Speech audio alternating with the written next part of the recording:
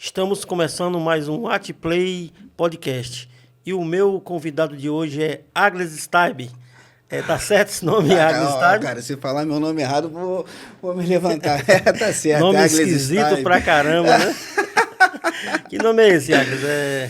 Cara, etimologicamente, Staib vem do alemão, né, cara? Do hebraico, Alemão. Staib, justiça, né?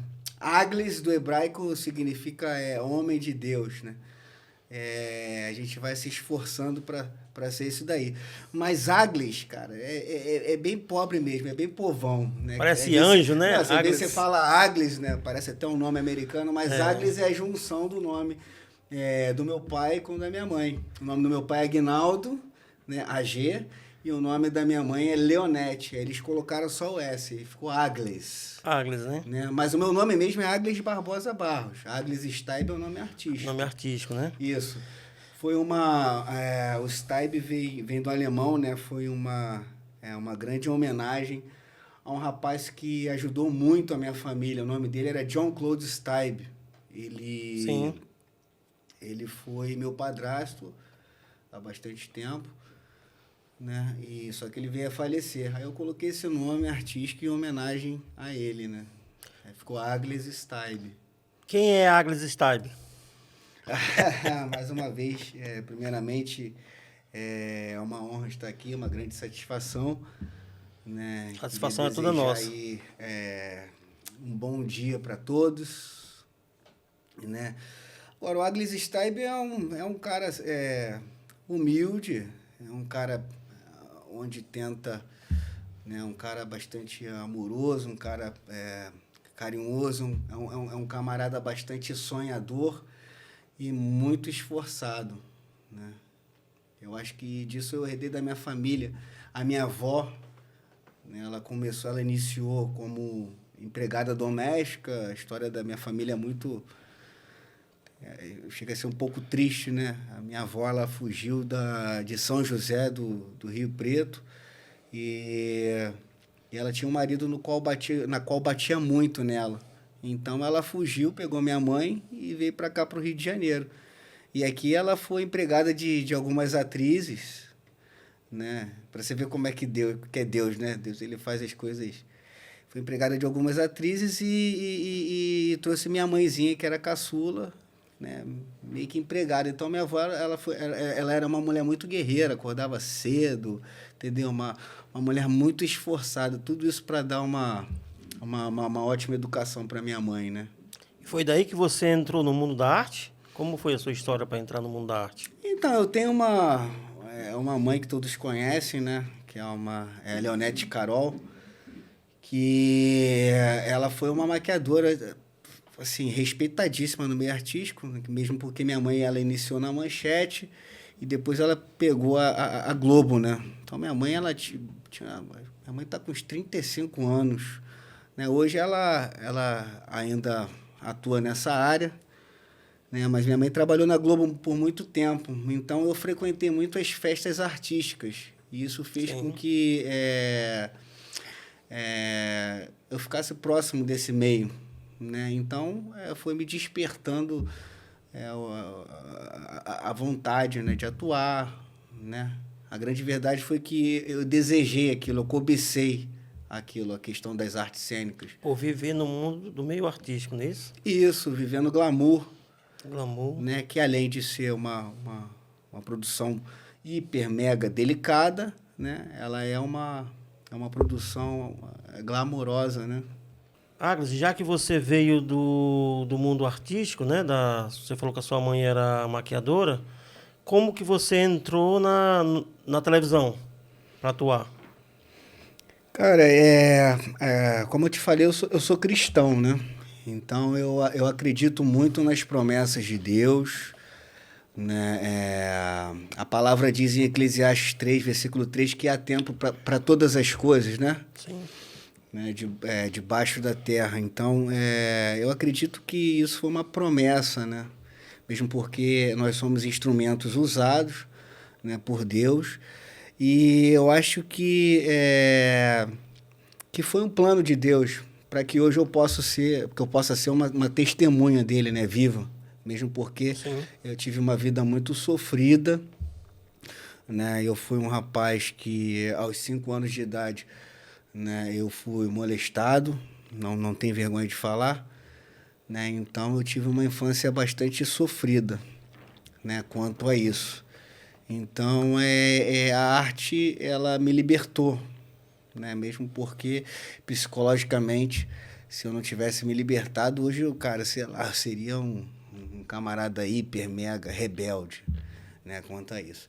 Então o meio artístico, a grande verdade foi que eu queria ser jogador de futebol, né? Então minha mãe me colocou na escolinha, né? A minha mãe, né, por mais que minha infância tenha sido sofrida, ela me deu uma educação maravilhosa.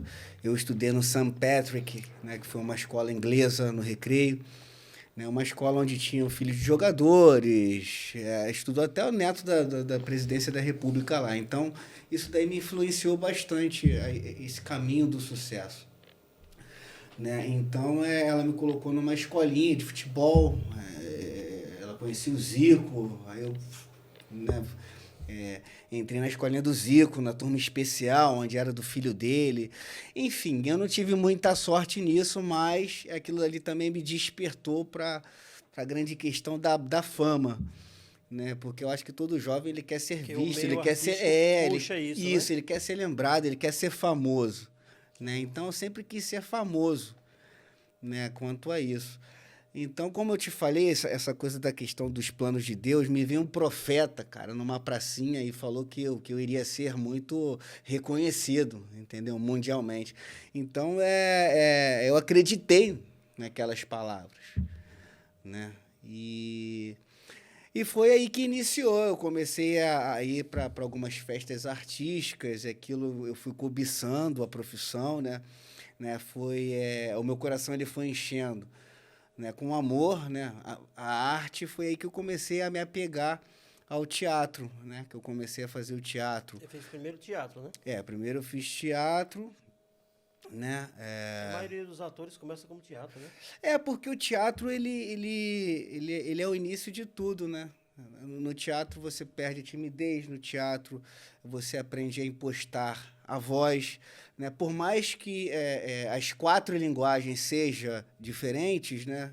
Que é cinema, a teledramaturgia, a publicidade e o teatro, né? Que são linguagens diferentes. No teatro você imposta a sua voz, né? Que você vai falar para uma grande multidão. Né? E eu acho que Jesus ele falava, né? Ele impostava a sua voz, né? Na televisão você vai falar com um tom mais baixo, entendeu? O cinema é o grande teatro dentro de uma câmera. Então são linguagens diferentes e delicadas que você tem que estudar, né? Para que você sempre se aperfeiçoe mais. Né? E vendo os artistas, eu tive contato com muitos artistas, José Wilker, Suzana Vieira, Ítalo Rossi. Os ícones, né?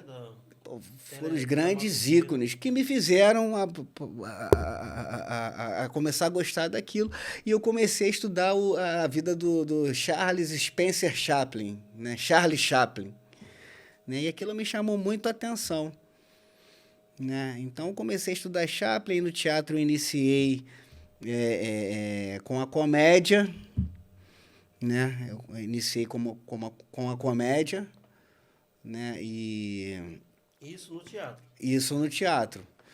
E no teatro eu fui fazendo alguns espetáculos que foram chamando a atenção, né, dos produtores de elenco, né? Porque acho que no Rio de Janeiro tudo se tem uma etapa, né? Tudo estão te vendo, mesmo porque nós artistas, nós participamos de uma vitrine, né? Porque aqui é o berço, né, do teatro, da TV, né? As principais TVs são aqui, né? Rio de Janeiro e São Paulo é o berço do mercado artístico, né? Do trabalho. Aqui você vê artista na rua, né? Normal, coisa então normal. Quem quer ser ator ou atriz é Rio de Janeiro e São Paulo. Porque às vezes quando eu vou para Fortaleza, que eu sou de lá, de Fortaleza, as pessoas perguntam se a gente vê, né? Artista, rapaz, é normal. Jogador de futebol, né? A gente vê. Aqui no Rio de Janeiro, você vai para um bar, para um restaurante, você vê, né? O o carioca ele é muito misturado, né? Uma pessoa que Sim. muito dada. Você tá ali com uma pessoa que é milionária num bar, num restaurante, e também tem um jogador de futebol e tem um gari ali, né? Né? O carioca ele não faz distinção, né, de pessoas como em outras capital, né? Quando você chega em Goiânia, uma vez eu fui para Goiânia, as pessoas de Goiânia são muito reservadas, né? Tipo assim, você vai para um restaurante, ele tem alas, o restaurante tem alas só para família, só para receber os amigos e família separados. Eles não se... Porque é a cultura de lá, né? E aqui no Rio de Janeiro não, as pessoas aqui são largadas, né? As pessoas aqui é largada. Né? E o Rio de Janeiro é diferente, né? E você também foi da Globo, né? Você trabalhou na Globo, Malhação, né? Eu lembro que você fez Malhação. Isso, Malhação. Eu iniciei em 95. A grande verdade é que eu comecei como figurante. Sim. Né? Eu comecei como figurante e da figuração eu passei para o elenco de apoio, né? Eu comecei a fazer o elenco de apoio. O que é elenco de apoio? Não é os atores principais, né? Não são os atores principais. O Que elenco de apoio é aquele. cenas, né? São aquele camarada que, tipo, sustenta uma cena, né? Sim. Mesmo porque uma cena. Envolve Ela é fortalecida por protagonistas e os coadjuvantes dentro daquela história. O elenco de apoio ele fica ali esperando uma oportunidade para ser preenchida, né? É um personagem que de vez em quando tem uma fala aqui, colar. Ele pode se destacar, né? Pode se destacar, é o que acontece nas novelas. Na novela você se espera tudo. Né? Mesmo porque você pode entrar com um personagem minúsculo e ele se transformar grande, né? Dependendo do ator, do teu trabalho. De você, né? O autor né, que escreve a novela, né, ele fica ali olhando, né? E eu acho que é inspiração de Deus, né? Se o cara tiver talento e ficar ali, né? O cara vai vendo, Deus fala lá com o autor, dá uma oportunidade a ele, o autor vai e escreve, começa a escrever. Isso que aconteceu comigo. Você passou quanto tempo na Malhação? Na Malhação, cara, eu encontrei com o Robson Nunes, cara. Comecei na Malhação em 95, depois fiz a Malhação em 2007, que já era com um personagem, e fiz a Malhação em 2011, né? Mas na Globo, a novela mesmo que me deu uma estrutura, né, foi A Senhora do Destino. Foi A Senhora do Destino. Eu lembro da Senhora do Destino. Teve outras também, né? Cara, assim, eu passei por uma escola, né? Mesmo porque a Globo, ela cria o ator, né?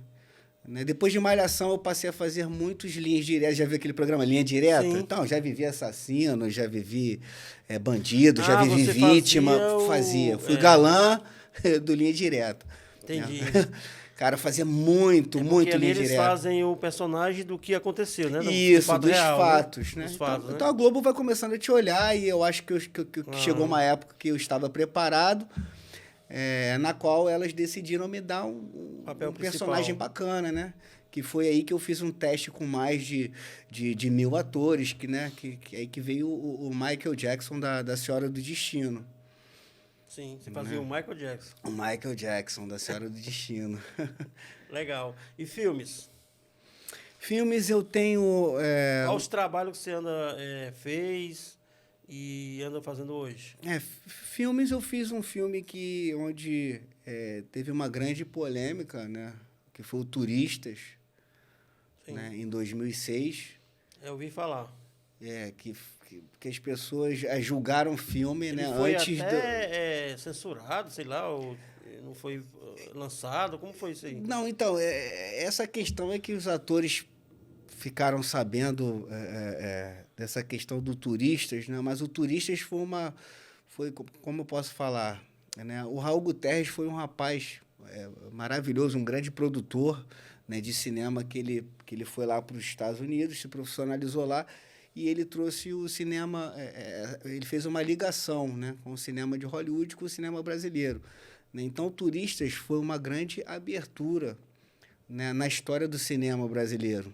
Né? Porque o cinema ele tem a sua história. Né? Ele iniciou enfim, com as pornochanchadas, e depois veio aquela grande questão da Central do Brasil, do Walter Salles, né? Em 2001 veio o Cidade de Deus, né? Então foi o grande crescimento. Então o nosso cinema, ele passou por fases. Os dois filmes mais conhecidos lá fora, né? Cidade de Deus Isso, e Cidade de Central do Deus. Brasil, né? Entendeu? Então, o Turistas, né, Fernanda Montenegro. foi essa dispersão, né, foi que também trouxe para... Porque o Cidade de Deus, ele abriu as portas, né? Então, os americanos vieram para cá e eles começaram a ver os atores, né, brasileiros, né? Portanto, que Rodrigo Santoro, a Sônia Braga, né, são atores nossos que foram representar o Brasil lá fora, né? E até hoje aquele ator que fez na Cidade de Deus, ele é conhecido, né? O Leandro Firmino, que fez o Zé Leandro Pequeno, Firmino, meu grande Zé amigo Pequeno. meu, rapaz. Sou o Zé Pequeno. Então, Turistas, ele ele foi importante desse início, né? Aí que veio para cá, veio Hulk, veio os Mercenários do Stallone. Teve né? o Tropa de Elite também, né? O Tropa de Elite também. O Tropa de Elite, que o diretor, né, iniciou lá nos Estados Unidos, ele dirigiu o Robocop. Então, são essas questões que as pessoas, eu acho que se precipitaram muito, mesmo porque falaram que os americanos vieram para cá para fazer um filme falando mal do Brasil, e não. A grande verdade foi que o roteirista escreveu aquilo porque eles escrevem diferente, né? O roteiro, né? Eles foram vendo... Outra linguagem, outra forma de falar. Uma outra linguagem. Eles foram vendo como as pessoas se comportavam e foram escrevendo. Mesmo porque, modo deles, né? Mesmo porque no Turistas, né, essa coligação, né, 50% da equipe eram de brasileiros e 50% da equipe esse filme, eram de americanos. Ele foi censurado, não foi? Foi dirigido pelo John Stockwell? Não foi censurado, não. Não, no começo, se eu não me engano, não foi isso? Não, ele foi criticado. A crítica foi muito pesada em cima. Foi criticado, né, por artistas que eu não vou citar o nome, né? A grande verdade, que não passaram no teste para fazer o filme, que resolveram aí fazer um motim e falar mal, entendeu, do filme. Que a grande verdade foi que o filme foi muito bem feito, muito bem planejado, né? E que foi estruturado por americanos e brasileiros. Sim. Você também já trabalhou no cinema internacional, né? Eu fiz o Turistas, fiz também o seriado Lilyhammer 3, né? Que também foi filmado aqui no Brasil. Uma parte, né? Entendeu? Então, essa grande questão dessa ligação, tanto quanto o cinema de Hollywood, quanto o cinema italiano, as pessoas estão vindo para cá porque tiveram interesse, né, em conhecer, né, os nossos artistas e produtores, e o cinema brasileiro, que vem tomando uma proporção gigantérrima, né, pelo exterior. Eu vejo que o cinema brasileiro ele precisa muito de patrocínio, né? E essa Lei Rouanet, ela tem se fechado, né, para os filmes, né? Não tem muita... porque um filme ele requer muito recurso financeiro, não é isso? Muito. O filme ele requer muito recurso financeiro, não é aquelas armas do filme que eu andei conversando com um amigo meu que ele é produtor, ele fala que até aquelas armas tem que contratar uma empresa, não é isso? Para poder alugar aquelas armas, tem que ser um negócio tudo legalizado, para poder se passar, é a arma de verdade, não é isso? Uhum. Para poder colocar aquela arma no set de filmagem, e aquilo lá é uma empresa que ela cobra caríssimo, né, para fazer, e fora a estrutura, né, câmera e muito mais, né? Eu acho que o nosso governo deveria dar mais atenção. Apoio à cultura, né? Apoio à cultura, entendeu? Eu não gostaria nem de citar, mas eu acho que essa questão da Lei Rouanet, eu acho que foi um problema íntimo, mesmo porque foi uma briga da liderança brasileira com alguns artistas, né, no qual que... Houve também algumas fraudes, né? São artistas que assim, também não representam a classe da artística toda, entendeu? Mesmo porque como eu posso falar isso daqui? São artistas que foram contra, né, esse governo. Sim. Né? Eu acho que foi uma coisa... Política. Política, pessoal. Ideológica, né? No qual eu aprendi com Neila Torraca, cara, um dos grandes atores. Caralho, eles não mistura muita coisa da questão artística com a política, porque isso não convém muito ao ator. Né? Eu acho que o ator está a ali para a mídia... vivência do personagem. Agora você vai falar de uma questão, você vai, entendeu? Estender O que a algo. mídia publicou, né? Nós vemos aí nos jornais que só alguns atores muito famosos que conseguiram a Lei Rouanet, né? Porque Tá. não foi para pequeno, foi só para os Mas grandes. também tem atores, poxa, que, por exemplo, tem os atores de Laura, que é uma companhia maravilhosa, tem atores da UF, do cinema da UF, tem atores da UFRJ, que são atores que não são globais, cara, mas que necessitam, entendeu, da Lei Rouanet.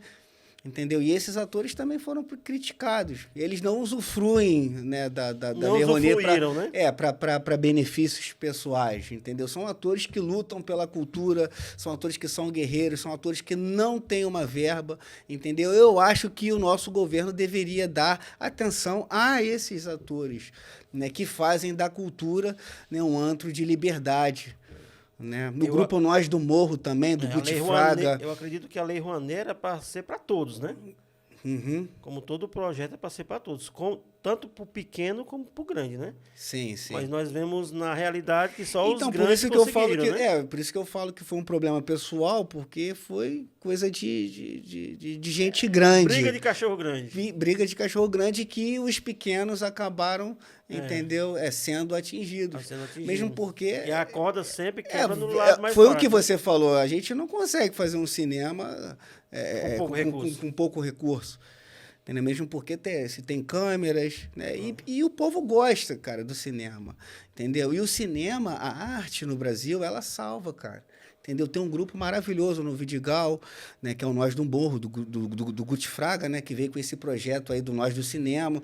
Foi o projeto do Cidade de Deus, né, que tira a criançada das drogas, do tráfico, enfim.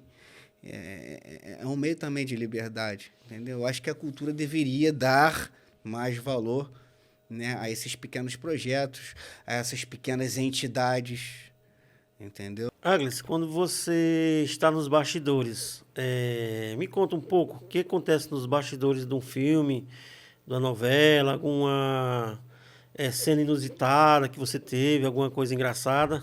Conte aí pra gente. Então, essa grande questão é dos bastidores, amigo. Eu sempre, como eu falei com você, eu sempre procurei ser um camarada muito esforçado e profissional, né? Eu tive meus problemas, mas foram pessoais, né? Nada atingiu o meu profissionalismo, mesmo porque eu sempre fui um camarada esforçado, eu nunca cheguei atrasado, sempre cheguei com texto, né? Quem trabalhou comigo sabe disso. Então, não tive muito problema quanto à minha profissão. Né? Então, essa grande questão dos bastidores, o ator ele tem que ser profissional, né? Mesmo porque as pessoas me perguntam a respeito do beijo técnico, né? É isso aí que eu ia perguntar agora. Porque respeito... quem está lá fora acha que todo ator é pegador, né? O camarada faz uma cena lá com a garota, com a mulher, e acha que ele pega ela lá fora, né? Mas não e é outras assim. Também, não né? é assim mesmo, porque há um profissionalismo, né? É uma profissão mega, hiper respeitada, né? Ali se tem uma equipe, ali se tem pessoas, né? A maioria das atrizes são casadas, entendeu? Então, eu acho que é uma concordância, né? Essa coisa de você fazer o beijo técnico, né? Tem atores que já concordam em viver, né, o personagem, né? Já concordam em viver uma realidade do personagem, entendeu? Que é para dar mais realidade à cena. Para dar mais realidade à cena, mas a questão realmente, dessa questão do beijo técnico, né, é o profissionalismo, é uma coisa que não tem língua, né? Não tem muito sentimento mesmo, porque é uma profissão normal. Entendi. Né? Como é o assédio na rua? Quando você está fazendo a novela, principalmente da Globo, né? Ator global, ele é muito assediado na rua, né? Como é que é o assédio? Ou não tem? Ou você é mais reservado? Então, na rua, essa grande questão, o meio de comunicação é uma coisa bastante transparente, né? Mas é uma coisa também muito forte, né? Você aparece hoje, você é lembrado hoje, mas o povo esquece muito rápido, né? Eu lembro que teve uma época que eu estava fazendo uma sequência de trabalhos, né, rigidamente, né?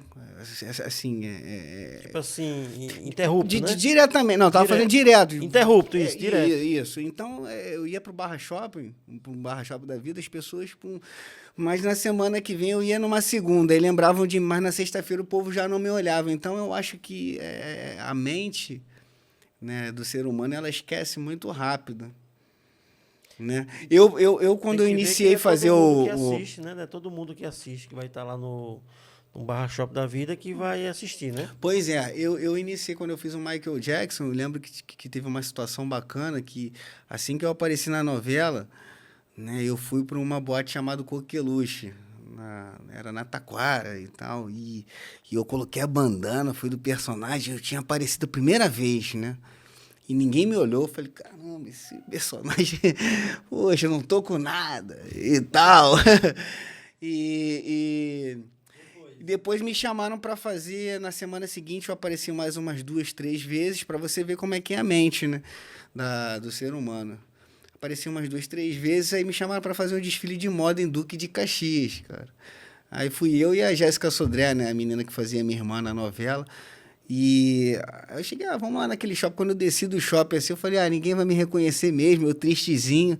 Cara, e quando eu desci da... Foi de personagem, não, né? Oi?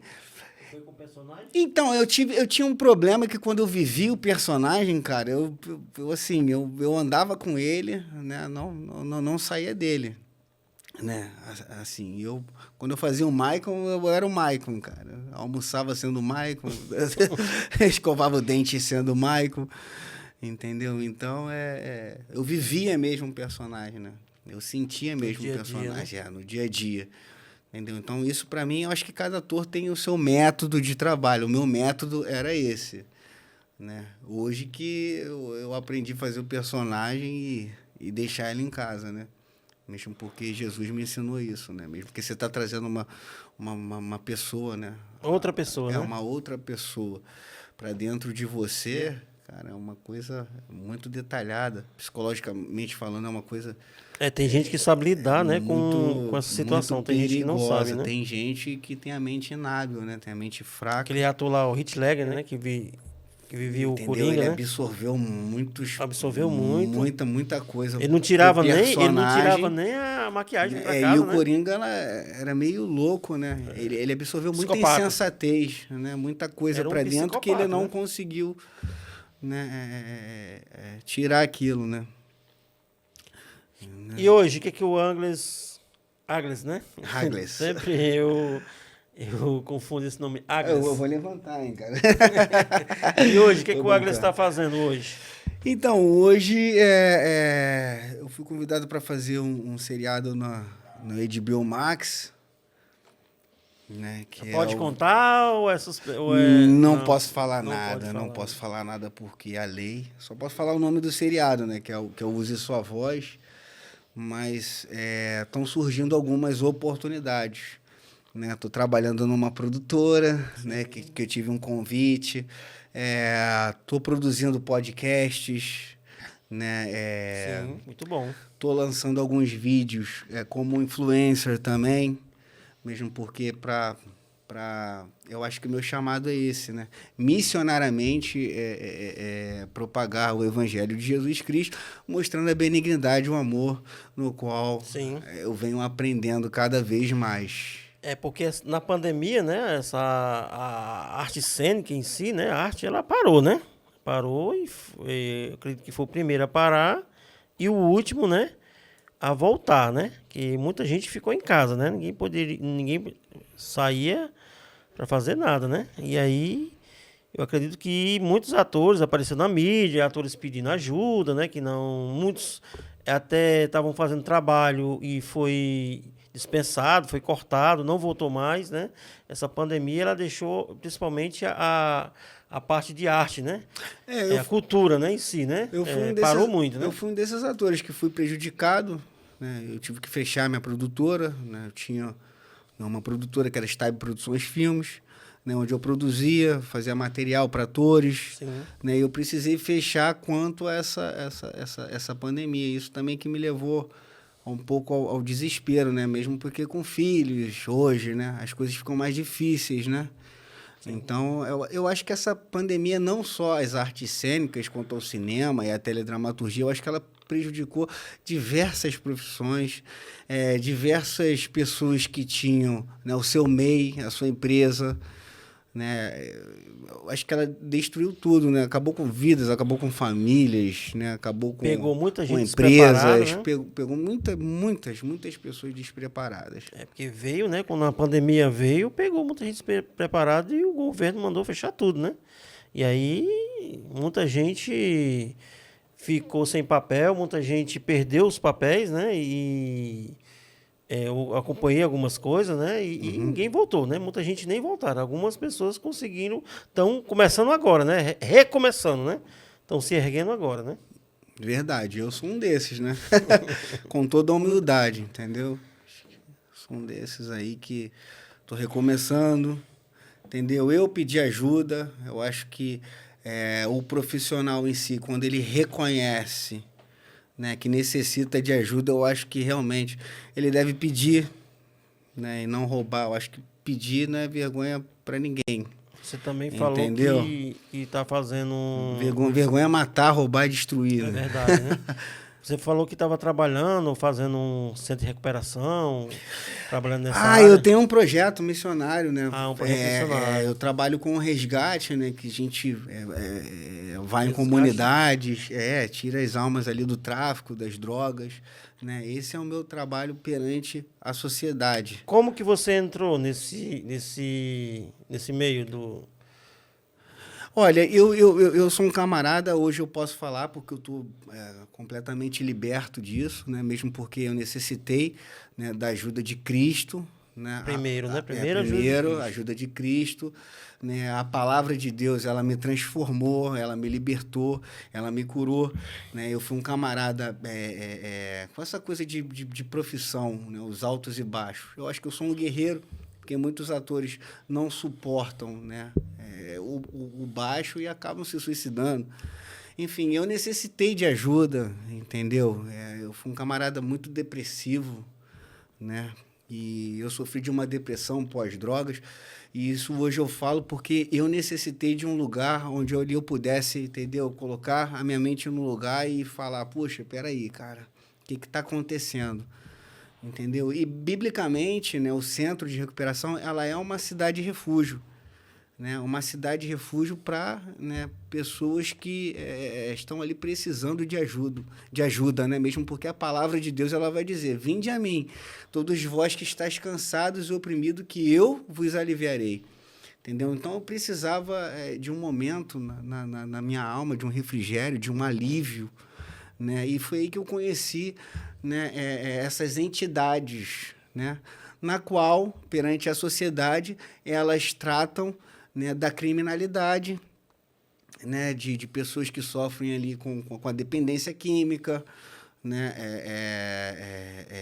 depressão. Depressão, entendeu? São entidades que elas tratam ali, mas com a palavra de Deus.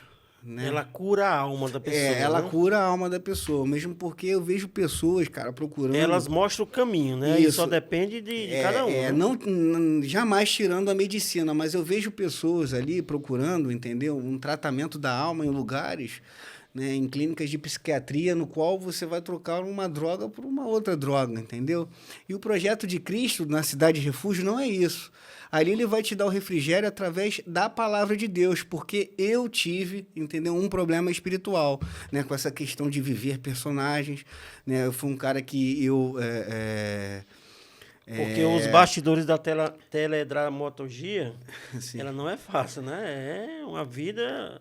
Muitos aí têm uma vida totalmente promíscua, né? Quando você traz, né, uma pessoa para dentro de si, né, quando na sua vida você passa por algum problema, ali, alguma frustração, alguma decepção, alguma perda, algo assim, entendeu? Atualmente ela fica tão fraca que o teu caráter ele acaba amolecendo, ele acaba esfriando, você fica ali perdido, né? Com diversas personalidades, né? Então há ali um transtorno de personalidade. Então esses personagens me atraíram a isso. E só Cristo ele pôde tirar essa grande questão aí, porque eu invoquei umas coisas ruins para dentro de mim, né? No qual ali o Espírito Santo de Deus ele tirou aquilo e falou, ó, peraí, Agnes, ó, o teu caráter é esse, ó, o teu caráter é esse aqui, ó, o caráter do Espírito é esse, né? E esses centros de recuperação são totalmente grátis, né?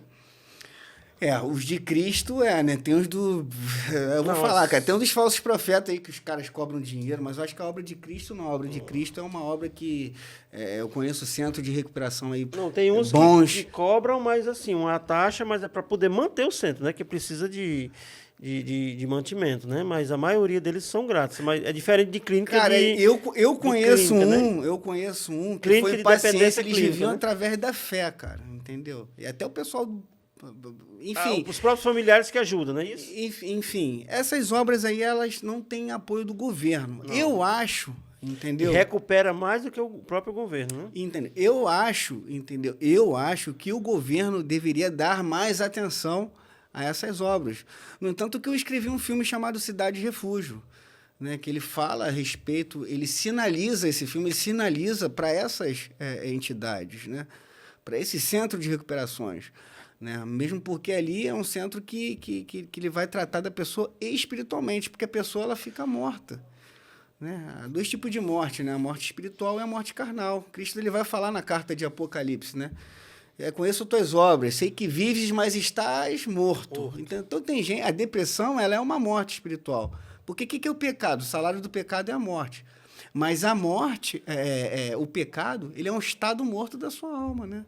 Quando você peca, a sua alma ela fica morta, ela fica ali condenada. Fica congelada no tempo. Fica congelada. E São Paulo ele vai dizer, pois agora, na carta de Romanos 8, versículo 1, pois agora já não há nenhuma condenação para aqueles que estão em Cristo Jesus. Entendeu? Então tem gente que vive, cara, aparentemente ela está ali sorrindo, mas a alma está morta. Ela está entristecida, né? Ela está angustiada. Ela está no estado de inferno, né? Ela está ali no estado de condenação, né? Porque essas clínicas de recuperação, né, de dependente químico são caríssimas, né? Essas particulares, né? Nós vemos aí que tem muitos artistas, atores por isso que hoje eu sou elas vão e não conseguem, umas não conseguem pagar, saem. Eu particularmente eu não acredito que a pessoa ela possa se recuperar assim, mesmo porque eu não quero, mais uma vez falando, eu não quero denegrir, né? Não é que eu esteja falando mal da medicina, só que a medicina ela funciona. Ela faz parte. Sim, ela funciona, sim. Uma terapia, a parte da psicologia, bacana, né? Mesmo porque eles são uma autoridade, né? Mas o tratamento da alma, cara, eu acho que é só Cristo, entendeu? Não há um remédio que supra esse vazio. Entendeu? Eu acho que só o Espírito Santo de Deus ele pode ali te transformar numa nova criatura, mesmo porque a pessoa ali são frustrações, são perdas, entendeu? Então a pessoa tem que se transformar numa nova criatura, entendeu? O homem não entende isso, então não há remédio, não vou nem citar marca de remédio, não há tarja preta, não há nada que possa curar a alma. Só Jesus Cristo ele cura a alma. É verdade. Você que faz parte dessas produções artísticas, de grandes... como é que eu devo falar? De grandes produções. Existe o teste de sofá? Isso é verdade? Eu sempre quis perguntar isso, cara. Cara, eu não sei disso não, pô. Esse negócio de teste do sofá, cara. Isso essa questão aí, cara. Muitos dizem, né, sobre... Isso é mito, sobre essa questão. Existe. Cara, eu acho que... Onde há fumaça, há fogo, né? Não, eu acho que toda a profissão, né? Eu acho que eu vi um filme que tinha um empresário e tal, e ele queria contratar uma mulher e ele sugeriu uma proposta, né, indecente. Eu acho que como toda profissão, né, tem sempre aquelas pessoas que são antiprofissionais e que se aproveitam, né, dessa farsa, né, dessa falcatrua aí de querer subornar, né? ou trem. É uma barganha, né? É, uma tipo barganha. uma barganha, cara. Eu acho que isso em toda a profissão. Tem, né? Tem. Mas isso- Mas não, comigo não nunca você aconteceu. riu, Não, eu nunca você tive. riu é porque existe. Não. Os bastidores se falam disso aí, Cara, né, com ou não? certeza existe. Fala. Com certeza deve existir. Com certeza existe. Entendeu? Sem mimimi. Com certeza existe. Né? É um meio que... onde tem mulheres bonitas, também tem homens, né, pintosos. Sarado, Cara, deve ter, com certeza alguém deve Eu se sempre aproveitar quis desse perguntar benefício, isso, né? Do poder, né? Daquela questão do poder e tal. teve um produtor que tive aqui, eu não tive coragem de perguntar pra ele, mas você que é ator... Mas eu nunca sofri por isso, Nunca não. sofreu, não. Nunca sofreu sofri, bullying, não, né?